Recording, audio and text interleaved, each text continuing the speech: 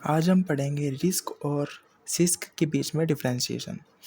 Risk मतलब कि reduced instruction set computer, एक वो कंप्यूटर सिस्टम या फिर कह लो कंप्यूटर प्रोसेसर जो कि रिड्यूस्ड इंस्ट्रक्शन, जो हमें उसे इंस्ट्रक्शंस देते हैं जो हम प्रोग्राम में लिख करके उनको रिड्यूस्ड कर करके, मतलब कि थोड़ा सॉल्व कर करके जो प्रोसेसर आगे प्रोग्राम को सॉल्व करने में हेल्प करता है, उसको हम रिड्यूस्ड इंस्ट्रक्शन सेट कंप्यूटर बोलते हैं।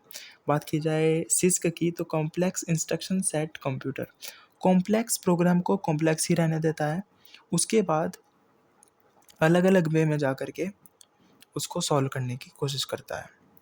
नेक्स्ट स्टेप देख लेते हैं हम इसी का, large number of instruction. Normal सी बात है, ये कॉम्प्लेक्स है तो लार्ज नंबर ऑफ इंस्ट्रक्शंस को सॉल्व कर सकता है एट अ टाइम।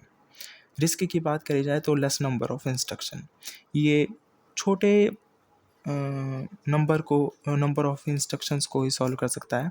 इसको हम एक एग्जाम्पल की तरीके से भी देख सकते हैं, जैसे हमारा कंप्यूटर सिस्टम में कंप्यूटर डिवाइसेस में जो हमारा ग्राफिक कार्ड होता है और जो हमारा इनबिल्ट प्रोसेसर होता है, उसमें हम कहीं ना कहीं डिफ्रेंशिएट कर सकते हैं। जो सिस्क है वो एज अ ग्राफिक कार्ड और जो रिस्क है वो एज अ कंप्यूटर प्रोसेसर हम कह सकते हैं। नेक्स्ट स्टेप देखते हैं हम इसमें, सिस्क को हम बोल सकते हैं कि वेरिएबल लेंथ इंस्ट्रक्शन फॉर्मेट में ये जो प्रोग्राम है उसको सॉल्व करता है, और जो रिस्क है वो few number of addressing modes को ही एक टाइम पे देख पाता है।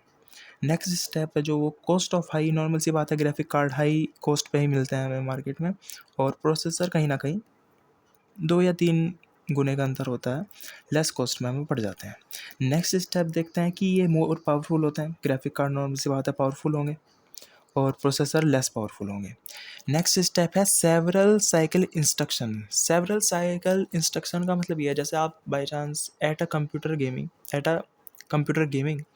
आप बहुत सारे टास्क परफॉर्म कर रहे हैं, जैसे वीडियो भी चल रही है, ऑडियो भी चल रही है, वीडियो रेंडर भी हो रही है और क्वालिटी भी अच्छी है उसकी, तो उसमें क्या होगा, बहुत सारे इंस्ट्रक्शंस जो हैं वो डेटा के फॉर्म में, बहुत सारे जो इंस्ट्रक्शंस हैं वो इन अपलोड भी होंगे और डाउनलोड भी होंगे, बिकॉज गेम आपका ऑनलाइन है या फिर ऑफलाइन भी क्यों ना हो, प्रोसेसर की बात है यहाँ पे, तो अपलोड डाउनलोड स्पीड बढ़िया ही चाहिए।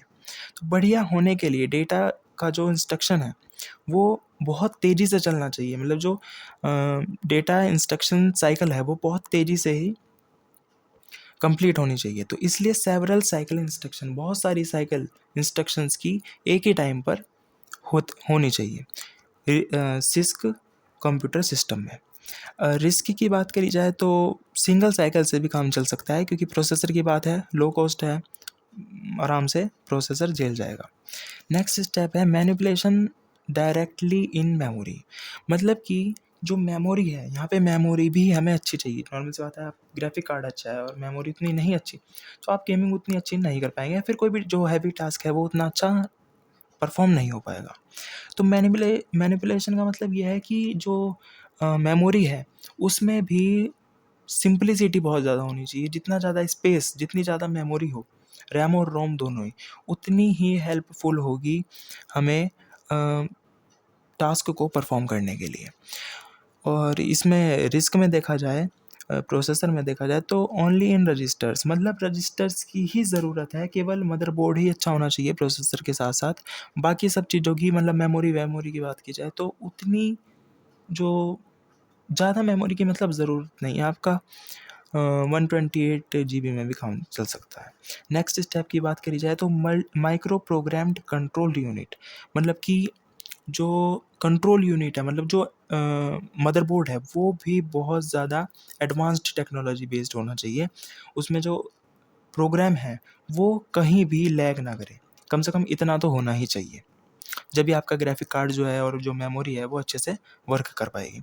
और रिस्क में देखें तो हार्डवायर कंट्रोल यूनिट, मतलब जो आपकी कंट्रोल यूनिट है, जो आपका मदरबोर्ड है वो हार्ड वायर होना चाहिए, मतलब मजबूती से उसमें वायरिंग होनी चाहिए।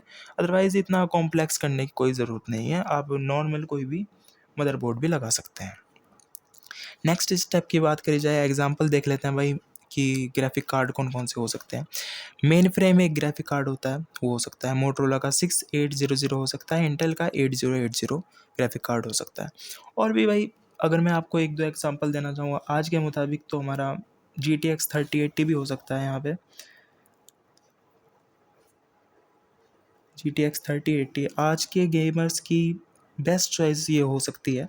और अगर आज के गेमर्स की टॉप ऑन द चॉइस देखें तो GTX 4060 तो अपना है ही on the top. Next RISC की बात करी जाए तो यहाँ पे जो प्रोसेसर हैं वो रैम भी हो, मतलब रैम जो है वो भी डिपेंड करती है अच्छी वाली हो। और स्पार्क एक प्रोसेसर होता है वो भी आपका बहुत अच्छा हो सकता है। MIPS, फुगुटू और लोड ए, लोड बी और प्रोड ए बी और स्ट्रोक, ये 6 प्रोसेसर हैं जो कि हालांकि ये बहुत पहले चला करते थे, अब उतना एडवांस नहीं है। अब एडवांस टेक्नोलॉजी पे अलग अलग प्रोसेसर आ चुके हैं, वे भी अच्छा परफॉर्म करते हैं। बट ये भी कहीं ना कहीं आज हमें रिस्क के कैटेगरी में आने की संभावना रखते हैं।